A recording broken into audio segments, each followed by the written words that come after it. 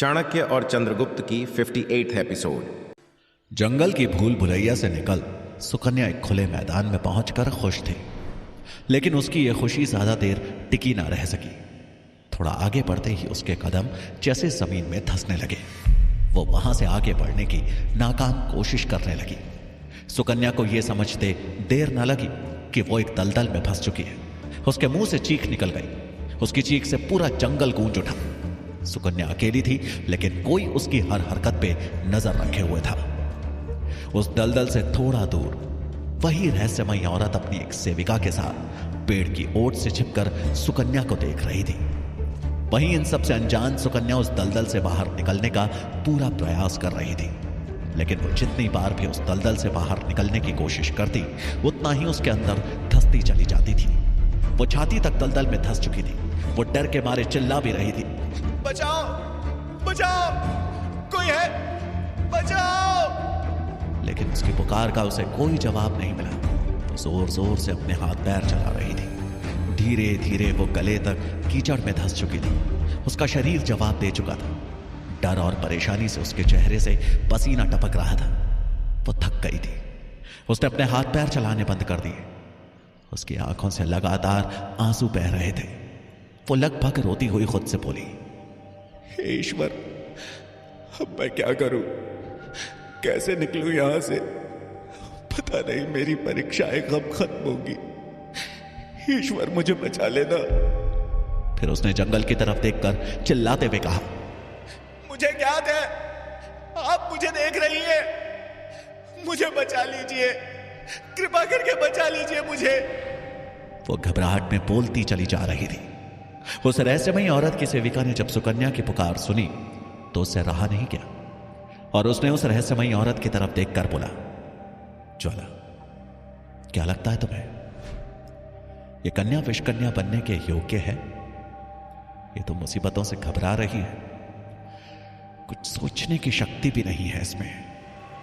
उसके प्रश्नों को सुनने के बाद भी ज्वाला चुप रही और सुकन्या को दलदल में संघर्ष करते और हार मानते देखती रही। उस सेविका ने आगे कहा, आचार्य चाणक्य को आखिर इस कन्या में ऐसा क्या दिखा कि उन्होंने विषकन्या जैसे कठिन लक्ष्य को पाने के लिए इसी कन्या को चुना? हमारे आश्रम में तो और भी बहुत सारी निपुण कन्याएं हैं जो उस कन्या से कई गुना योग्य है। ज्वाला फिर भी चुप रही और इस बार पेड़ की ओट से बाहर निकली और सीधा चल के दलदल में फंसी सुकन्या के पास गई। ज्वाला को आते देख सुकन्या उम्मीद भरी खुशी से चिल्लाई, आप आ गई, मुझे ज्ञात था आप अवश्य आएंगी। ज्वाला सुकन्या की आंखों में देखते हुए बोली, क्या तुमने दलदल से निकलने की कोशिश की? सुकन्या बोली, मेरी सारी कोशिशें बेकार हो गई। मैं जितनी बार भी निकलने की कोशिश करती हूं, धंसती चली जाती हूं। मैं क्या करूं? ज्वाला बोली, लेकिन तुम तो पिछले कुछ समय से जहां पर थी वहीं पे अटकी हो, दलदल में धंसी नहीं। यह सुन सुकन्या को भी आश्चर्य हुआ। उसे इस बात का एहसास भी नहीं था। उसने खुद को देखा तो उसे महसूस हुआ कि ज्वाला सत्य कह रही है। उसने मन ही मन कहा, यह कैसे संभव हुआ? कुछ समय पहले तक तो मैं हर कोशिश में अंदर धंसती ही चली जा रही थी। ज्वाला बोली, अगर तुमने परिस्थितियों से हार नहीं मानी होती और अपने मन को एकाग्र किया होता तो तुम्हें समझ में आता कि दलदल में स्थिर रहने पर हम उसमें धंसते नहीं हैं, बल्कि एक जगह पे अटक कर सुरक्षित रह सकते हैं। सुकन्या बोली, माता, घबराहट में मैं सोच ही नहीं पा रही थी कि क्या करना है और क्या नहीं, किंतु अब मैं समझ गई कि मन को एकाग्र करने से बड़ी से बड़ी कठिनाइयों के होते हुए भी उनका सामना करने की हिम्मत मिलती है। ज्वाला ने एक बड़ी सी लता के एक छोर को पेड़ से बांधा और दूसरे छोर को सुकन्या की तरफ फेंका और बोली, अब स्वयं इसे पकड़कर बाहर आ जाओ। सुकन्या का हाथ तो दलदल के अंदर था। उसने मन ही मन घबराते हुए कहा, अब क्या करूं, मेरा हाथ तो दलदल में फंसा हुआ है। अगर बाहर निकलने की कोशिश की तो मैं पूरी धंस जाऊंगी। वो पेड़ की लता उसके सामने ही थी। सुकन्या ने लता को अपने मुंह में दबा लिया और जोर लगाकर आगे बढ़ने लगी। फिर उसने अपने हाथ किसी तरह दलदल से बाहर निकाले और लता को पकड़कर बाहर निकलने लगी। कुछ ही देर में वो दलदल से बाहर आ चुकी थी।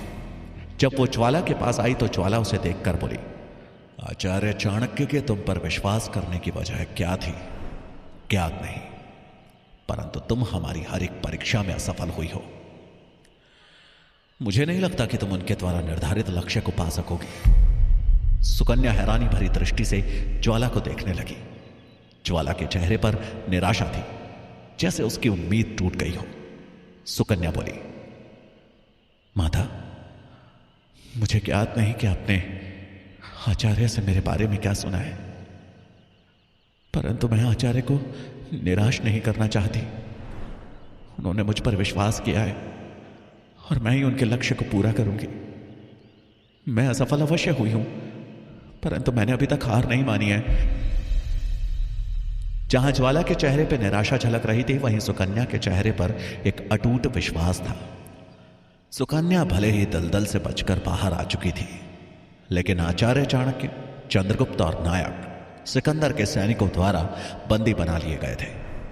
सैनिक उन तीनों को बांधकर कहीं ले जा रहे थे।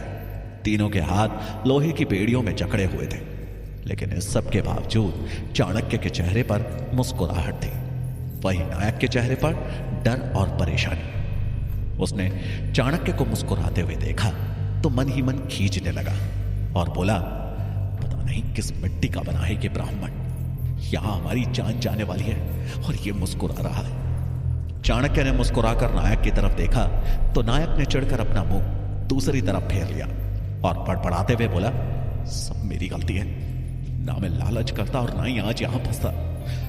आज तो लगता है कि सच में मारा जाऊंगा मैं। उसने अपने बगल में चल रहे चंद्रगुप्त की तरफ देखा और बोला, तुम्हें डर नहीं लग रहा है क्या? इस ब्राह्मण को क्यों नहीं कहते कि कुछ बहाना बनाकर हमें छुड़वा ले? चंद्रगुप्त ने कुछ सोचकर कहा, ठीक है, मैं आचार्य से कहता हूं। यह सुन नायक खुश हो गया। चंद्रगुप्त ने चाणक्य की तरफ देखते हुए पूछा, आचार्य, क्या आपको लगता है कि सिकंदर के ये सैनिक हमें अपने सेनापति से मिलवाएंगे? अगर इन्होंने हमें रास्ते में ही मार दिया तो? मारने की बात सुनकर नायक घबराकर बीच में ही बोल पड़ा, अरे डरा क्यों रहे हो? शुभ शुभ बोलो, मैं इतनी शीघ्र नहीं मरना चाहता। चाणक्य बोले, अगर इन्हें हमें मारना ही होता तो हमें अब तक मार चुके होते। हम जीवित हैं, इसका अर्थ है कि हम इतनी आसानी से नहीं मरने वाले। चंद्रगुप्त सोचते हुए बोला, आचार्य, अगर ऐसा है तो हम ऐसे बेड़ियों में जकड़े हुए कैसे इनके खेमे की सैन्य शक्ति का पता करेंगे? चाणक्य बोले, परिस्थितियां समय के अनुरूप बदलती रहती हैं। सही समय की प्रतीक्षा करो। पहले हमें इन बेड़ियों से आजाद होने का मार्ग ढूंढना होगा और फिर विचार करेंगे कि आगे क्या करना है। नायक चंद्रगुप्त को आंखें दिखाते हुए बोला, मैंने तुम्हें यहां से बचने के बारे में पूछने को बोला तो तुम तो उनके साथ ही मिल गए। कहीं मौत को नजदीक आता देख बुद्धि भ्रष्ट तो नहीं हो गई है तुम्हारी? चंद्रगुप्त ने कुछ नहीं कहा सिवाय मुस्कुराने के। नायक तो अंदर ही अंदर चाणक्य और चंद्रगुप्त से चिढ़ रहा था। तभी सैनिकों ने उन तीनों को लेकर एक शिविर में प्रवेश किया। सैनिक तीनों को शिविर के अंदर बैठे एक उच्च सैन्य अधिकारी के पास ले गए और बोले, ये सभी घुसपैठिए हैं, इन्हें गुफा के पास से पकड़ा गया है। उस अधिकारी ने कड़क आवाज में पूछा, कौन हो तुम लोग? सच सच बताना, यहां क्या करने आए हो? चाणक्य कुछ बोलते उससे पहले ही नायक चंद्रगुप्त और चाणक्य की तरफ इशारा करते हुए बोल पड़ा, महामहिम, ये दोनों ही मगध के गुप्तचर हैं और आपकी सैन्य शक्ति का जायजा लेने आए हैं। मैं ही इन्हें यहां लेकर आया था। यह सुनते ही चंद्रगुप्त और चाणक्य दोनों चौंक पड़े। वहीं नायक के चेहरे पर मुस्कुराहट थी।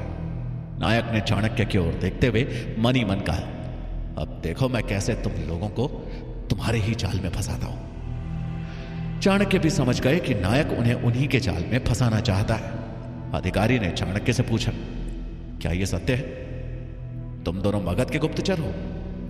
चाणक्य ने हां में सर हिलाते हुए कहा, यह सत्य है, परंतु एक सत्य और है जो मैं यहां आपको सबके सामने नहीं बता सकता। अधिकारी ने हैरानी से चाणक्य की तरफ देखा, जिनके चेहरे पर डर का तनिक भी भाव नहीं था। अधिकारी अपने स्थान से उठा और उसने चाणक्य को इशारे से अपने साथ चलने को कहा। दोनों एक किनारे पे गए और आपस में कुछ बातें करने लगे। यह देख नायक फिर से परेशान हो गया। वो ये सोच सोच कर परेशान था कि अब इस ब्राह्मण ने कौन सी चाल चली है। उसने मन ही मन कहा, यह बहुत चालाक है, ये मुझे फंसा कर रहेगा, कहीं कहीं ये सारा इल्जाम मेरे सर पे न डाल दे। कुछ देर बाद चाणक्य वापस आए। अधिकारी ने एक सैनिक को चाणक्य और चंद्रगुप्त की बेड़ियों को खोलने का इशारा किया। सैनिक ने वैसा ही किया। दोनों अब आजाद हो चुके थे, लेकिन नायक अभी तक बेड़ियों में ही बंधा हुआ था। वो ये देखकर हैरान था। चाणक्य और चंद्रगुप्त नायक को वहीं छोड़कर जाने लगे तो नायक चिल्लाया, अरे मेरी बेड़ियां तो खुलवा दो, कहां चले तुम दोनों? फिर उसने अधिकारी की तरफ देखकर कहा, मैंने क्या गलती की है, मुझे तो छोड़ दीजिए। अधिकारी वापस जाकर अपने स्थान पर बैठ गया। वहां अपनी दाल गलती न देख नायक ने चाणक्य को पुकारते हुए कहा, आचार्य बचा लीजिए मुझे, यहां मुझे मरने के लिए क्यों छोड़े जा रहे हैं? साथ ले चलिए आचार्य मुझे। चाणक्य रुके और वापस नायक के पास आकर बोले, एक शर्त है। नायक बीच में ही घबराहट भरी आवाज में बोल पड़ा, मुझे आपकी सभी शर्त मंजूर है, बस मुझे बेड़ियों से आजाद करवा दीजिए। आचार्य चाणक्य वापस अधिकारी के पास गए और उनके कान में कुछ कहा। कुछ क्षण बाद ही उस अधिकारी ने अपने सैनिक को नायक की बेड़ियां भी खोलने को कहा। अब नायक भी आजाद हो चुका था। सैनिक उन तीनों को लेकर शिविर के भीतर ही एक तंबू की तरफ बढ़ चले। चाणक्य ने अपनी बुद्धि का प्रयोग कर जहां खुद को बेड़ियों से आजाद करवा लिया था, वहीं मगध में अमात्य को समझ में नहीं आ रहा था कि वो रोज नई परेशानियों का सामना कैसे करे। अमात्य के सारे पासे उल्टे पड़ रहे थे। मध्य रात्रि का समय था और वो व्याकुल से राजमहल के चबूतरे पर टहल रहे थे। नींद उनकी आंखों से पूरी तरह गायब हो चुकी थी। उन्होंने मन ही मन सोचते हुए कहा, मेरी परेशानी का कारण अवश्य शंभुनाथ ही है। उसका कुछ ना कुछ इंतजाम तो करना ही होगा, लेकिन मैं करूं तो क्या करूं? वो टहलते हुए ये सब सोच ही रहे थे कि तभी उन्होंने देखा कि राजमहल का मुख्य द्वार खुल नहीं रहा था, जिस कारण सैनिकों को वहां से आने जाने में परेशानी हो रही थी। थोड़ी ही देर में एक लोहार को बुलाया गया। मुख्य द्वार को ध्यान से देखने के बाद उस लोहार ने लोहे के एक धारदार हथियार से उस द्वार के निचले हिस्से को काट दिया। अब लोहार ने द्वार को खोलकर देखा तो अब द्वार को खोलने में कोई दिक्कत नहीं आ रही थी। यह देख अमात्य के चेहरे पर मुस्कान आ गई। उन्होंने बड़बड़ाते हुए कहा, लोहा ही लोहे को काटता है। मुझे अगर अपने विरुद्ध हो रहे षड्यंत्र का अंत करना है तो मुझे भी वही करना होगा जो मेरे प्रतिद्वंदी ने किया। उसने मेरा गुलाम फांसा है, मैं उसके गुलाम को फांसूंगा। उनके मन में एक नई योजना ने जन्म ले लिया था। उन्होंने निश्चय करते हुए कहा, मैं इस तरह हार नहीं मान सकता। सबसे पहले मुझे इस खेल के सबसे कमजोर और सबसे अहम प्यादे को अपने जाल में फंसाना होगा, तभी मैं इस खेल को जीत पाऊंगा। उनके चेहरे पर परेशानी की जगह अटूट विश्वास ने ले ली थी। वो चबूतरे से नीचे उतर गए। इधर शिविर में एक तंबू के भीतर आने के बाद चंद्रगुप्त ने चाणक्य से पूछा, आचार्य, आपने उस अधिकारी से ऐसा क्या कहा कि उन्होंने हमें आजाद कर दिया? चाणक्य ने उसे समझाते हुए कहा, हर निचले स्तर का अधिकारी यही चाहता है कि उसे अपने उच्च अधिकारी से शाबाशी मिले, पदोन्नति मिले। मैंने उसे यह लालच दिया कि यदि वो मुझे अपने सेनापति से मिलवाएगा तो मैं उन्हें भारत में घुसने और मगध की विशाल सेना में सेंध लगाने का मार्ग बता सकता हूं। चंद्रगुप्त हैरान होकर बोला, क्या वो इतने में मान गए? चाणक्य बोला, नहीं, जब तक कि उसे मेरी बातों में अपना फायदा नहीं दिखा वो नहीं माना। मैंने उसे समझाया कि यदि मेरी लाई सूचना से उनकी सेना को फायदा मिला तो उसके अधिकारी उसे पदोन्नति भी दे सकते हैं। तब जाकर वो माना। लेकिन आचार्य, उन्होंने आपकी बात पे विश्वास कैसे कर लिया? चाणक्य बोले, मैंने उसे सत्य बता दिया कि मैं तक्षशिला का आचार्य हूं। चंद्रगुप्त यह सुनकर अवाक था। चाणक्य आगे बोले, और साथ ही यह भी कि मगध का राजकुमार इस समय तक्षशिला में पड़ रहा है, और यदि मगध का राजकुमार उनकी कैद में होगा तो मगध स्वतः ही उनका हो जाएगा। चंद्रगुप्त बोला, लेकिन क्या पब्बत को मोहरा बनाना सही होगा? चाणक्य बोले, मैंने पब्बत को नहीं, सिर्फ उसके नाम और पद को मोहरा बनाया है। किंतु आचार्य, अब सो जाओ। चंद्रगुप्त, शायद सुबह ये लोग हमें सिकंदर के खेमे तक लेकर जाए। चंद्रगुप्त ने चाणक्य की बात मानकर हां में सर हिलाया और सो गया। चंद्रगुप्त तो गहरी नींद में सो गया, लेकिन मगध में अमात्य अपनी नींद त्याग अपने दुश्मनों की नींद उड़ाने का प्रबंध करना शुरू कर चुके थे। वो अपने कक्ष में बैठे थे कि तभी सेनापति भुजंग ने उनके कक्ष में प्रवेश किया। भुजंग बोले, कहिए महामंत्री जी, आपने मुझे बुलाया, मेरे लिए क्या आदेश है? अमात्य बोले, मुझे कुछ लड़ाके चाहिए जो तलवारबाजी और युद्ध कला में कुशल हो। भुजंग असमंजस में बोले, हमारी सेना में कई कुशल सैनिक हैं। अमात्य उनकी बात बीच में काटते हुए बोले, मुझे सैनिक नहीं चाहिए, ऐसे लड़ाके चाहिए जो धन के लिए कुछ भी कर सके। भुजंग उनकी बात सुनकर हैरान थे। वे बोले, लेकिन आप उन लड़ाकों का करेंगे क्या? अमात्य मुस्कुराते हुए बोले, होली खेलेंगे, रक्त की होली, वो भी शंभुनाथ के साथ। भुजंग ये सुनकर हैरान रह गए। वो कुछ बोल पाते उससे पहले ही अमात्य उन्हें आदेश देते हुए बोले, अब जाओ और जाकर लड़ाकों का तुरंत प्रबंध करो। जी महामंत्री जी। ये कहकर सेनापति भुजंग वहां से चले गए और बाहर निकलकर उन्होंने देखा कि 4-5 दासियां बड़े बड़े थाल लेकर अमात्य के कक्ष में प्रवेश कर रही हैं। कक्ष में पहुंच उन दासियों में से एक दासी बोली, महामंत्री जी, आपके कहे अनुसार हम महंगे वस्त्र और आभूषण लेकर आ गए हैं, आप एक नजर डाल लें।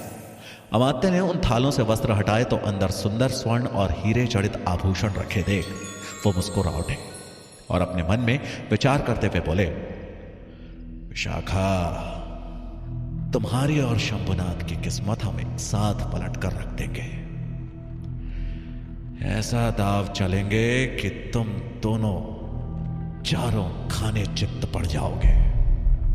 दासी बोली, महामंत्री जी, इन आभूषणों और वस्त्रों का क्या करना है? अमात्य बोले, कल सुबह महाराज धनानंद के सम्मान में आने वाली नई सेविका को ये भेंट किए जाएं और उन्हें कहें कि इन्हें पहनकर ही वो महाराज के सामने उपस्थित हो। ये कहते कहते अमात्य के चेहरे पे एक कुटिल मुस्कुराहट आ गई। उन्हें अपने दिमाग और अपनी नई योजनाओं पे बहुत गर्व हो रहा था, लेकिन वो इस बात से अनजान थे कि श्वेतबाहु छिपकर उनकी हर हरकत पे नजर रखे हुए था। उनकी बात सुन श्वेतबाहु खुद से बोला, नई सेविका?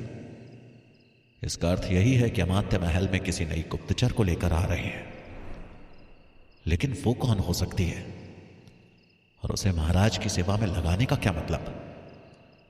मुझे तुरंत ये बात मंत्री शंभुनाथ को बतानी होगी।